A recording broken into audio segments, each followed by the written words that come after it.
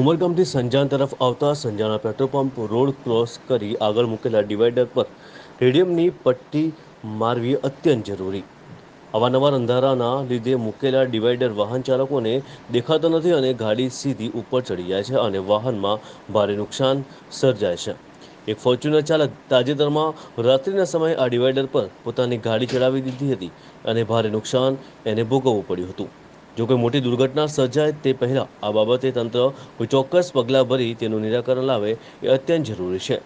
સાજિદભાઈ કાસમજી દ્વારા જે તે અધિકારીને 2019થી અરજીઓ કરવામાં આવી છે, છતાં પણ કોઈ તંત્ર એ તેમની વાતને ધ્યાન પર લીધી નથી અને આ સ્થળે 20થી 25 જેટલા નાના મોટા અકસ્માતો સર્જાયા છે।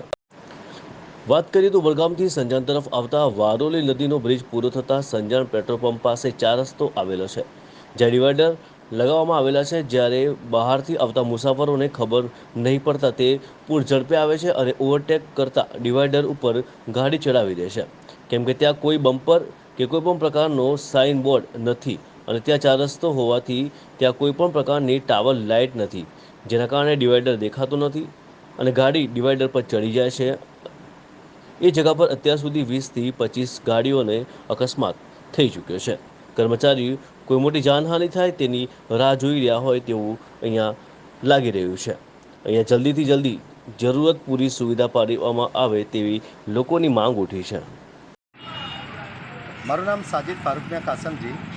અત્યારે આ સંજાણ ઉમરગામ રોડ ઉપર સંજાના પેટ્રોલ પંપ પાસે જે 4 રસ્તો પડે છે, અહીંયા એક ડિવાઈડર સાથે ગાડી ટકરાય છે અને અવારનવાર આ જગ્યા ઉપર એક્સિડન્ટ થતા રહે છે। અને આ બાબતે મેં આપના સરપંચથી લઈને તલાટી સાહેબથી લઈને આપને ટીડીઓ, ડીડીઓ, કલેક્ટર સાહેબ લાગતી વળતી તમામ કચેરીને મેં અરજી આપી હતી કે ભાઈ અહીંયા ઝેબ્રા ક્રોસિંગ લગાડવું જરૂર છે। બંને બાજુ બમ્પર અને ટાવર લાઇટની સખત જરૂરત છે। એનું કારણ છે કે એક ડાબા બાજુ રોડ સંજાણ બંદર તરફ જાય અને જમણા બાજુ રોડ મહારાષ્ટ્ર તરફ જાય, એટલે અવારનવાર રોજની ટ્રાફિકની સમસ્યા પણ છે અને અહીંયા ખરેખર બમ્પરની અને ઝેબ્રા ક્રોસની જરૂરત છે। પૂર ઝડપે આવતા વાહનો સીધા ડિવાઈડર સાથે ટકરાઈ જતા રહે છે। એનું મુખ્ય કારણ એ છે કે સાઇન બોર્ડ લાગેલું નથી, આગળ કંઈ નોટિફિકેશન નથી કે આગળ 2 રસ્તા અલગ અલગ થાય છે, 4 લેન પડતી છે। સિંગલ રસ્તો ડબલ રસ્તો થતાં પહેલાં કોઈ સાઇન બોર્ડ દેખાતું નથી અને કોઈ લાઇટની વ્યવસ્થા નથી। રાત્રે આ રીતે અવારનવાર આવા એક્સિડન્ટોનો અમે સામનો કરતા આવેલા છે અને જોતા આવેલા છે।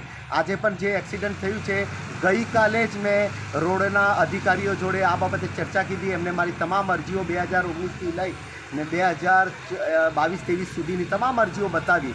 એ અરજીઓના અનુસંધાને મેં રજૂઆત કીધી કે ભાઈ તાત્કાલિક તમે જનહિતમાં આ જગ્યા ઉપર ઝેબ્રા ક્રોસિંગ કરો અને બંને બાજુ બમ્પર લગાડો અને ટાવર લાઇટની વ્યવસ્થા કરાવો, નહીંતર કોઈ મોટી જાનહાનિ થશે।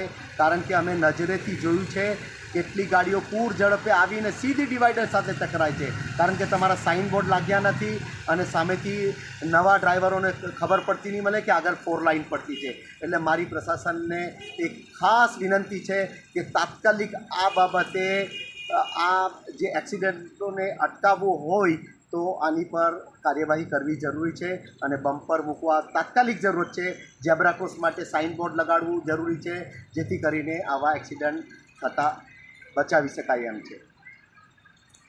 અમારી ચેનલ ગુજરાત કારોબારને સબસ્ક્રાઇબ કરો, બેલ આઇકોન દબાવી ઓલ પર ક્લિક કરો, જેથી આવનાર અમારા નવા ન્યૂઝ અપડેટ્સની નોટિફિકેશન આપ સુધી સૌથી પહેલાં પહોંચે।